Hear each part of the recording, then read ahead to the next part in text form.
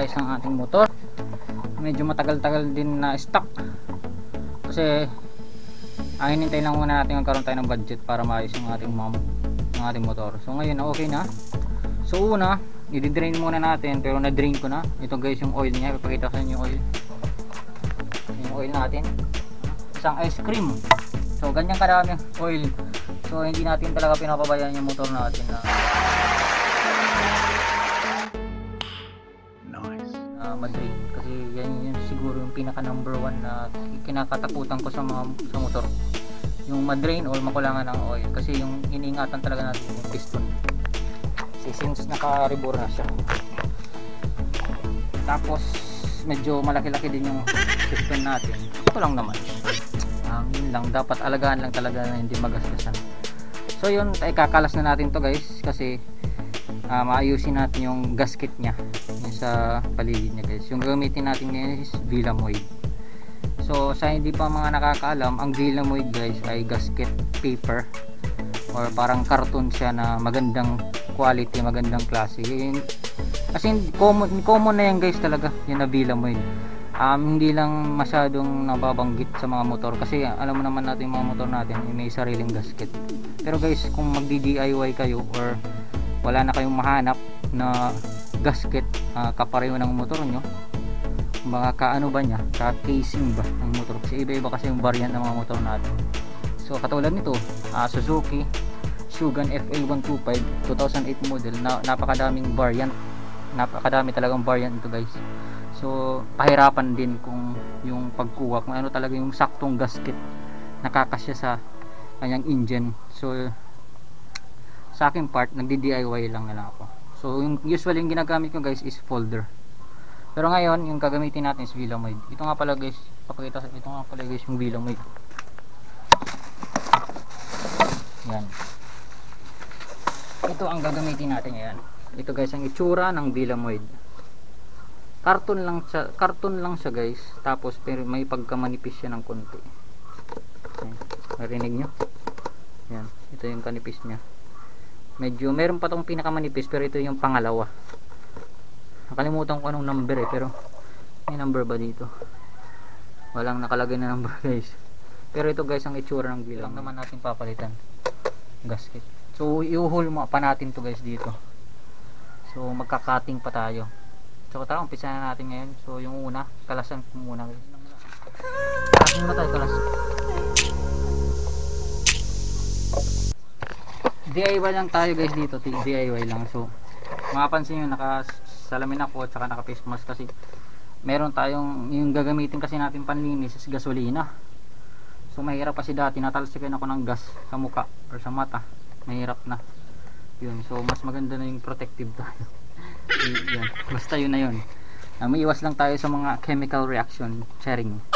So yan guys, so una, so since dito tayo mag-aayos sa stator, ayusin muna natin. Tanggalin mo, pinakaunang gagawin nyo guys, tanggalin nyo muna yung mga wire. Tanggalin natin yung ground, tanggalin lahat, tanggalin natin basta nakakunik dito sa stator, lahat ng mga wirings yan tanggalin sa socket. Yan, tanggalin. Okay, tanggal na, ganoon lang kasi simple. Pati itong lahat ng mga wire na galing dito sa stator ko, i-disconnect nyo na yan. Tapos una, lilinisin mo natin yung mga ligid-ligid, lalo na dito sa taas, yung mga alikabok. Gamitin natin yung gasolina, kaya meron tayong face shield sa mata, kasi gasolina yung gagawin panlinis guys dito. Mas maganda kasi pag tinanggal kasi natin to na malinis na ibabaw, wala na siyang hindi na siya malalagyan ng mga baras-baras, mga buhangin dito sa ating dynamo, dun sa magneto. Yung iniwasan natin to. Parang sensitive din tayo. Okay, kailangan ano talaga tayo, mabusisi sa rin. So guys, ayun, tapos kalasan na natin.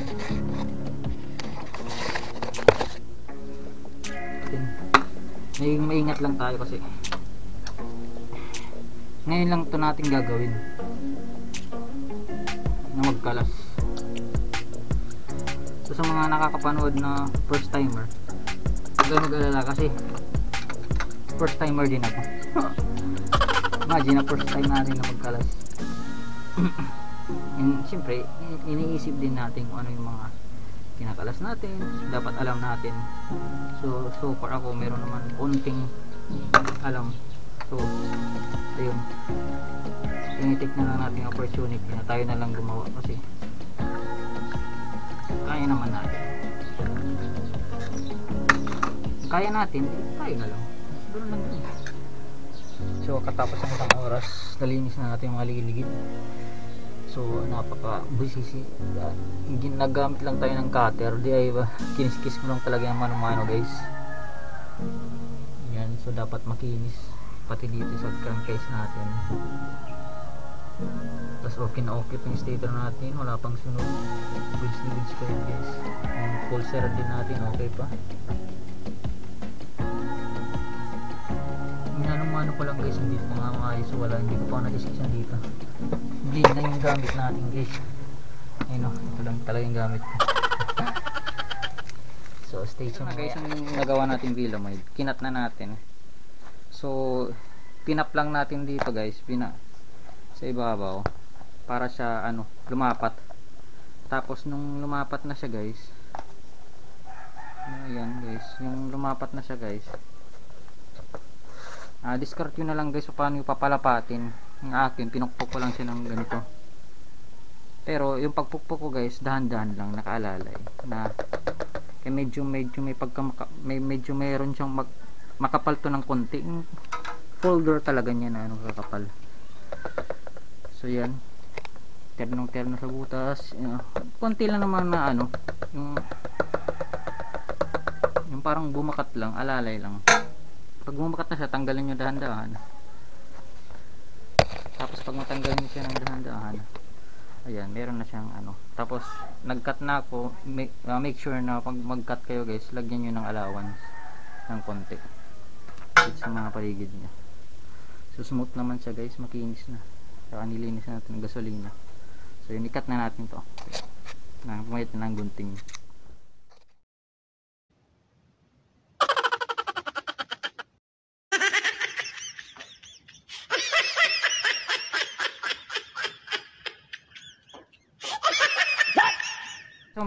So ayan guys, so mga magdi-DIY lang guys na parang wala nang kapareho ng stator nila na yung crankcase nila na gasket. Ito yung sa folder, pwede guys yung gagamitin yung folder guys, yung makintab, medyo makintab yung labas kasi pwede para sa gasket natin. So yun lang guys, share ko lang. So pwede yung folder guys, kayo na lang bahala yung paghulma dyan na kailangan lapat na lapat, sakto-sakto, tsaka mayroon lang tayong gunting.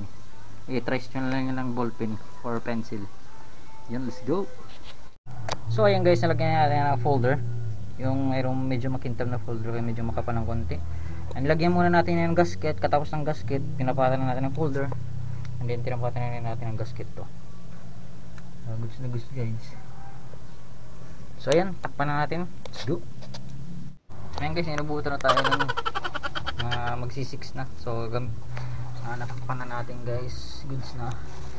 Ito na lang, oil filter na lang, tapos okay na. So ayan guys, ito na yung continuation pag-ayos natin ng motor kasi naabutan na tayo ng gabi kahapon. So nakikita nyo, okay na siya, nakakabit na natin. And nandyan yung ginamit nating folder. Yan, folder lang yung ginamit natin. So far maganda naman yung pagkakabit natin, tsaka yung pagkakahulma natin dun sa mga tabi-tabi niya. Dapat kapag maggagawa kayo ng gasket guys, itapat nyo lang yung ballpen, i-trace nyo lang, tapos lagyan nyo ng allowance. Yan yung pinaka-importante, maglagay talaga kayo ng allowance, lalong lalo na dito sa ilalim yung guys, para kasi yung importante talaga dito sa ilalim, kasi yung oil dyan talaga sa ilalim nakababad, lalo na kapag yung motor natin hindi ginagamit. So yung oil nandito na stock, so kailangan maganda yung pagkaka-sealed natin dito sa portion sa ilalim.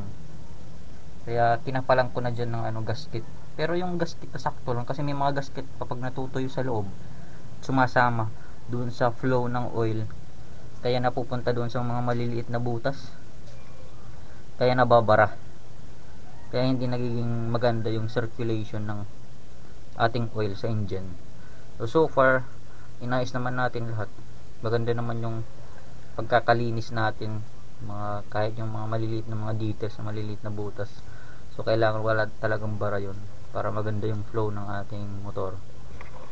So ayan guys, so ginawan ko lang guys na DIY gasket, kasi ito yung version na Shogun. Makikita nyo yung filter na dito sa tabi, ganito yung itsura nya, tapos ganito sa ibabaw, may pagka-box siya.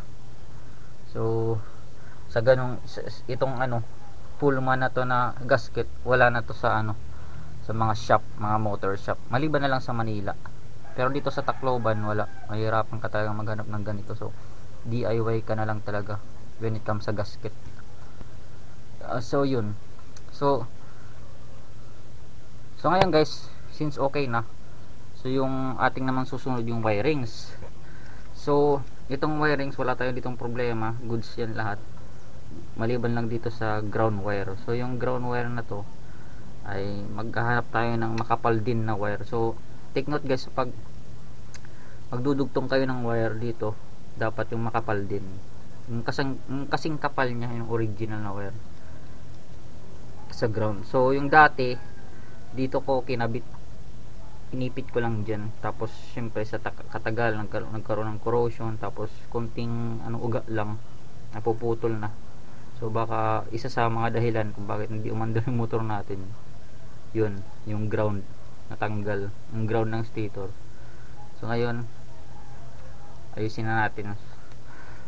Umuulan-ulan pa ng konti, pero go, kailangan natin to gawin para mahatid natin kapatid natin paggabi at saka umaga.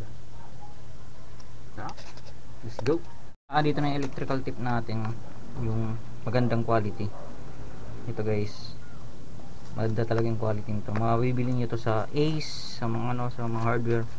Pero pag bumili kayo ng electrical tape, recommended ko to guys, maganda talaga, makapit, matibay, tsaka madikit. Yung M3 3M ba ito? Or 3M. Tapos ito yung wire na gagamitin natin sa ground dito. Tungan lang natin yan.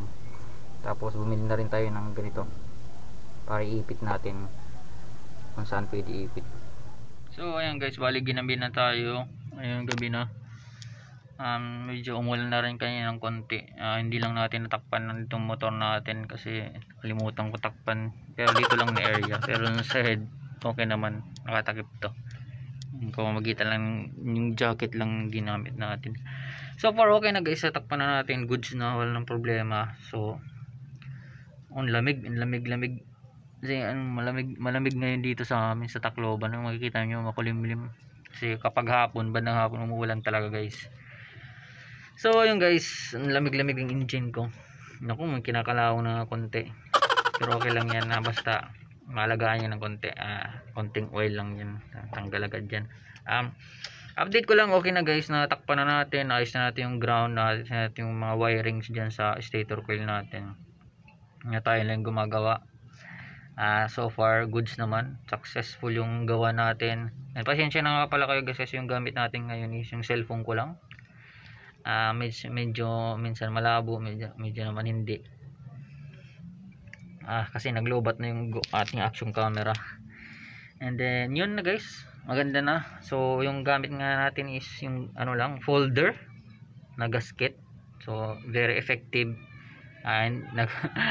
Hindi palpak nga lang yung ating gawang first na try sa Villamoid. Pero recommended ko pa rin guys yung Villamoid, kasi mas maganda yung Villamoid kaysa sa Plan B, itong folder. Pero yung folder, mapapatunayan ko na proven and tested na yan, kasi bago tayo mag Villamoid, yung last gasket ko is folder.